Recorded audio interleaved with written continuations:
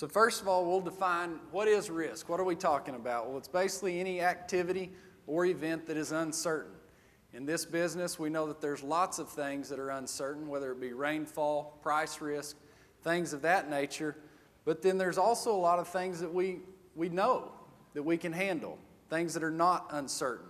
And we can really go about those things and take care of them by planning ahead.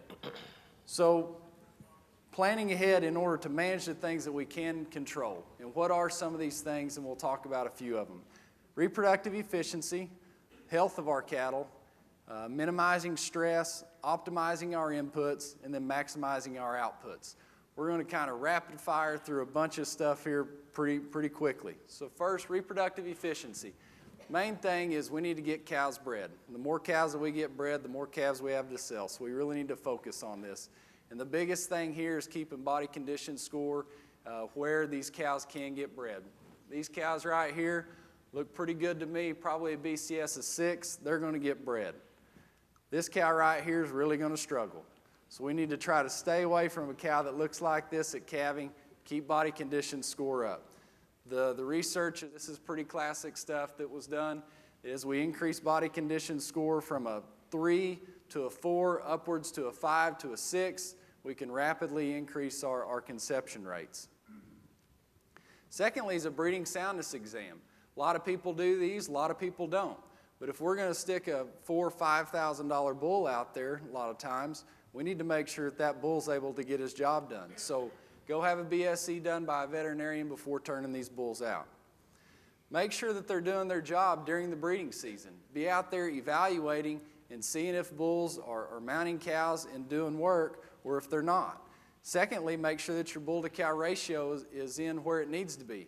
We can't turn too many cows out with the bull and then expect him to get them all bred. So make sure that that ratio is in order. Have a good mineral program. If our mineral status isn't right, we can really look at infertility in some instances, so make sure that your mineral program matches your needs. Moving on to health, biggest thing is just have a herd health program. This is pretty basic stuff, but a lot of people still ignore it a little bit. So make sure that you're working with the veterinarian and you have a herd health program in place. Low stress weaning techniques. When we look at weaning, always be asking yourself, can I do it a little bit better? Are there ways that I can do it better? Can I use low stress techniques such as fence line weaning, using nose flaps, something of that effect that makes it easier on the calf, we keep them healthier, and we can eventually sell more pounds. Preconditioning, this has been talked about quite a bit today. Am I taking advantage of preconditioning when it's an option to me? This is really cash flow or something that you can take advantage of, put more dollars in your pocket potentially. So just make sure that you're evaluating this program. And a big thing in this is minimizing shrink. Not only are we going to get market appreciation potentially, we're going to get increased prices for these cattle being healthier when they're sold, but we're also selling more pounds due to us putting weight on the cattle, but then also they're going to shrink less due to lower stress when they finally go to the sale barn. Have a biosecurity plan. This is one thing that I'd probably stick out there that not a lot of us have. It's something that not a lot of people think about. But make sure if you're bringing new cattle onto the place, make sure that you're keeping everything separate for at least 30 days. If I'm bringing in a new set of cows, I'm going to keep them away from the rest of my cows for at least 30 days to make sure I don't have any problems with those cattle. Limit the visitors that you have in. And at the very least, know where your visitors are coming from. Make sure that you can head off any problems there. And then when you do have any problems, be sure and quarantine them and take care of them. Minimizing stress. Are we using low-stress cattle handling methods? A lot of people do. It's really caught on, but we can always get better. All the good cattlemen can always get better. So make sure that you're BQA certified. You've gone through that training, especially employees that you have. Make sure that they're up to date and they know what you're trying to accomplish. And then a big one is have facilities that work. You can be a tremendous cattle handler, but if you don't have facilities that allow you to handle cattle in a low-stress manner, you're really fighting an uphill battle. Something like shade. Cattle in this part of the country gets pretty hot, black-hided. This can be a pretty big deal. And you can see how they're hunting it out a lot of times. So do you have shade out there? Is it available? And if not, what are the perks into having it? Just evaluate the system of what can shade add to my operation. Same thing with windbreaks in wintertime. Deke wrote a pretty good News and Views articles, I believe, last month on the advantages of windbreaks and how they can really decrease your cow's requirements when we get into those times of pretty cold wind chills. Plan for bad weather. We can always, even this time of the year, we can run into some pretty rough weather, and we don't want our cattle looking like that picture on the left-hand side. So have a plan, make sure that your nutrition is in place, and you know what you're going to do if we have one of these freak storms.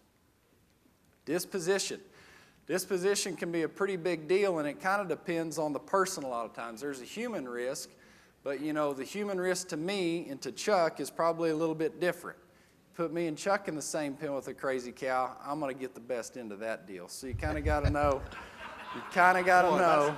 what your risk is. You got to come back. He gets his turn. But then a bigger deal is decreased production. There's been lots and lots of research done that shows that the cows that have poor disposition are going to breed up in a poorer way than cows that have a good disposition, and then the performance of those calves is really going to suffer if they have poor disposition. So this is not only a human risk, but it's also a performance and production risk. Optimizing inputs. Every single bite that cow takes, I want her to be getting the benefit of that bite and not the parasites that are inside and outside of her. So make sure that you've got a deworming program in effect.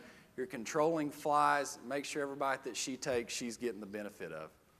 Reducing hay waste. This was a lot of stuff, and these are pictures from a study I think that OSU did 2 or 3 years ago, looking at different types of feeders and the amount of hay that is wasted with those different types of feeders.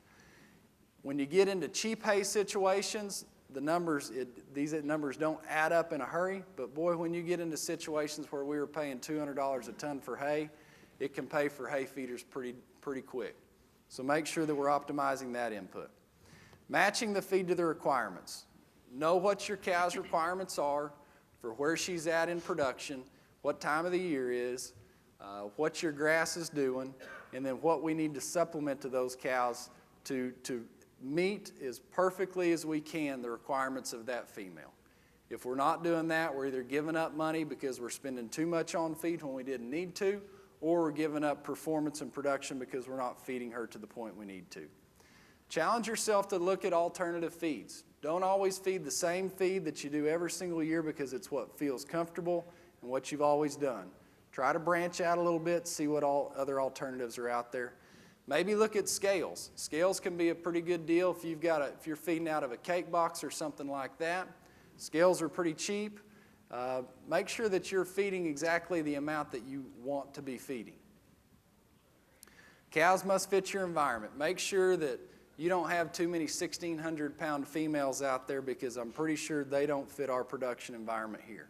So always be pushing yourself to make sure that your female's fitting your environment. And then on calving season, I would just challenge you to have a goal with whatever time period you're calving in. Have a reason that you're doing it. Know that I'm calving at this time of the year because I'm trying to hit this end point, or it's because my forage is best utilized by calving at this time of the year. So be sure and think about that and have a goal for why you're calving when you are. Maybe you're looking at buying hay for next year. Can you buy it really cheap and have the ability to store it? That's something to always look at. Outputs, do a really good job of selecting your bulls. Use EPDs. They're the best thing we have in order to look at our production traits. Utilize crossbreeding. Crossbreeding has been proven time and time again, and it's pretty underutilized. Make sure that you're using crossbreeding when it's applicable. Make sure that technologies that are cost efficient to be using them. If I can spend $1 on an implant and it'll return me 15, I'd say that's a pretty good investment. So be looking at these technologies that we can utilize and make a little bit more money off of.